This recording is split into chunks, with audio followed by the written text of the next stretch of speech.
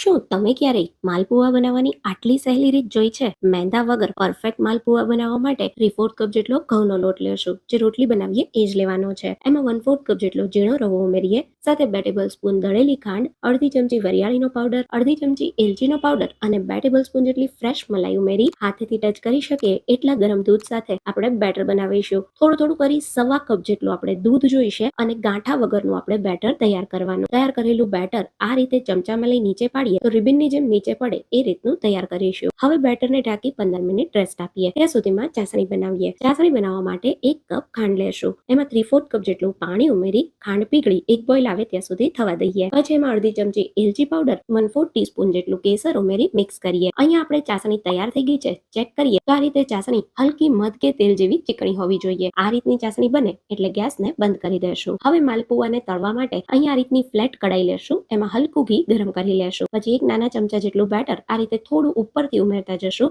એટલે માલપુઆ એની જાતે જ તૈયાર થઈ જશે. માલપુઆ આ રીતે બની જાય પછી એની જાતે કડાઈમાં માલપુઆ તળાઈને ઉપર આવે અને સાઈડ્સ આ રીતે હલકી બ્રાઉન દેખાય એટલે આપણે એની સાઈડ પલટાવી દેશું. બંને બાજુથી આ રીતનું લાઇટ ગોલ્ડન તળી લેશું. ગરમા ગરમ તળાયેલા માલપુઆને ચાસણીમાં ઉમેરી 2 મિનિટ રાખીશું. 2 મિનિટ પછી એક્સ્ટ્રા ચાસણી કાઢી અને આ રીતે ઉપરથી પિસ્તા સાથે સજાવી દેશું. આ રીતે માલપુઆ બનાવજો, બધાને ભાવશે. આવા